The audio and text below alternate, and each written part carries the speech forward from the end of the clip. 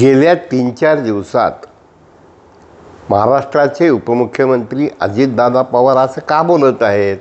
नेमकं काय घडलं की ज्यामुळं त्यांची विधानं ही अत्यंत विचार करायला लावणारी आहेत?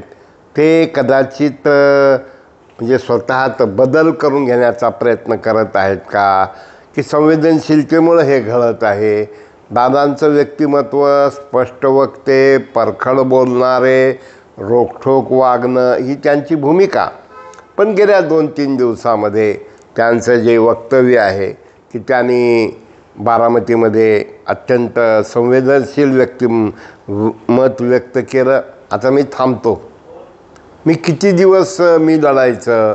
1991 पासून तुम्ही मला आमदार म्हणून आणि मध्ये काही काळ खासदार म्हणून निवडून दिलं आणि तुम्हालाही कळेल ना की लोक कसे असतात, मी कसा आहे. कदाचित या ठिकाणी आपल्या कामाचं चुणूक दाखवायचं किंवा लोकसभेला आलेल्या अपयशाचा थोडासा मनाला लागलेला चटका हा या ठिकाणी दिसून येतो. अजितदादा पवार हे एक वेगळं व्यक्तिमत्व आणि त्यांनी त्याचबरोबर झाकली मूठ 1.25 लाखाची हेही विधान केलं. दादा हे आत्ता जरी बोलत असले तरी ते फटकळ आहेत, रोखठोक आहेत. फटकळ याचा अर्थ वल्गर नाही. फटकळ याचा अर्थ त्यांना जे वाटतं ते रिॲक्ट होतात. आणि अशा एका परिस्थितीमध्ये त्यांनी धर्मराव बाबा आत्राम यांच्या मुलीला सांगितलं की तुम्ही घर वडिलाला सोडू नका. शेवटी वडील हेही काही डाव हातचे राखून ठेवतात. एकंदरीत फुल्ली मॅच्युअर्ड कॅप्टन. कदाचित त्यांच्या ते सल्लागार टीमचंही कदाचित सजेशन असू शकेल की गुलाबी झेंडा, गुलाबी टोपी, गुलाबी गमछा, गुलाबी जॅकेट, गुलाबी गाड्या आणि एकंदरीत माणूस, मला असं वाटतं की माणसाच्या आयुष्यात काही घटना घडतात जेव्हा की ज्यांच्याबरोबर आहोत त्यांच्यातलेच काही माणसं वाटेल ते बोलतात की ह्यांच्याबरोबर बसलं, बाहेर आलं की उलट्या होता म्हणतात.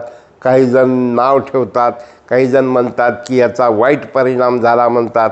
काहीजण चक्की पिसिंग अँड पिसिंग म्हणणाऱ्याला तुम्ही कसं काय घ्यायचं म्हणतात. पण बऱ्याच वेळा जेव्हा दोर कापलेले असतात तेव्हा माणसाला अत्यंत जबाबदारीनं, समजूतदारपणानं किंवा केन प्रकारेन काही महत्त्वाचे निर्णय घेत असताना गांभीर्यानंच घ्यावं लागतात. एकंदरीत दादा हे जाणीवपूर्वक वरून मया आणि उपाशी निजग बया असं तर बोलू शकत नाहीत. काहीजण असंही म्हणू शकतात हे राजकारणी असतात, हे बोलत असतात. पण अजितदादा हे वेगळे राजकारणी आहेत. ते दुसऱ्या राज्यकर्त्यासारखे ओटात एक पोटात एक त्यांना जमलेलंच नाही. आणि अशा एका परिस्थितीमध्ये अजितदादा आणखीन काय बोलतात, कशा प्रकारचं चित्र राहतं, महायुती कशा पद्धतीनं होते आणि शेवटी प्रत्येक व्यक्ती असतो, व्यक्तीचा स्वभाव असतो.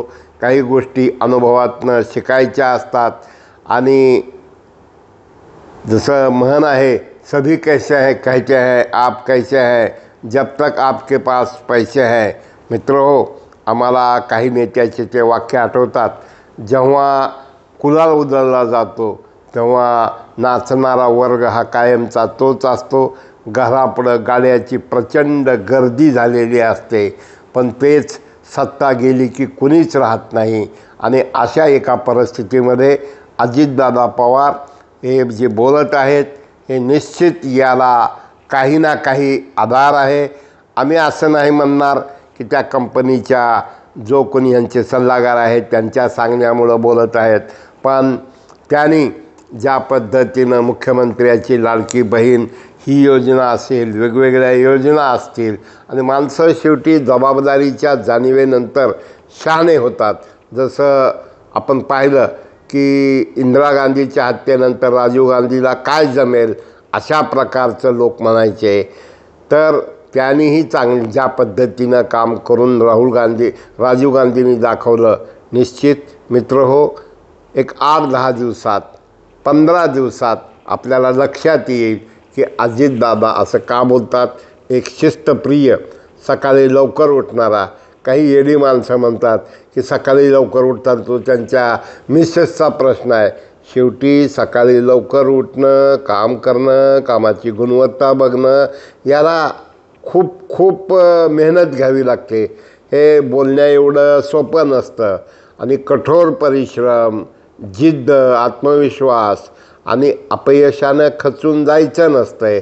दादांना लक्षात येतं आहे की बरीच माणसं सरड्यासारखं रंग बदलत आहेत, ते निघून जात आहेत आणि अशा एका परिस्थितीत ज्यांना हवा, तुतारीत हवा फुकायला त्यांच्याकडं हवा नाही, पण त्यांना खुर्ची हवी म्हणून ते हवा ही प्रसारकं वागत आहेत.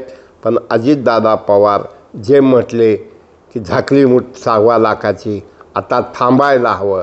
निश्चित प्रत्येकाने या गोष्टीचा विचार करायला हवा. निश्चित असं काही म्हणजे एकच गोष्टीवर अनेक उत्तरही असू शकतात, पण अजितदादा हे सीधा आदमी नाही आहे. याने सीधा नाही आहे याचा अर्थ वाईट आहेत असं नाही. ते मुरब्बी आहेत, जाणकार आहेत, अनेक उन्हाळे पावसाळे चढ उतार त्यांनी पाहिलेले आहेत.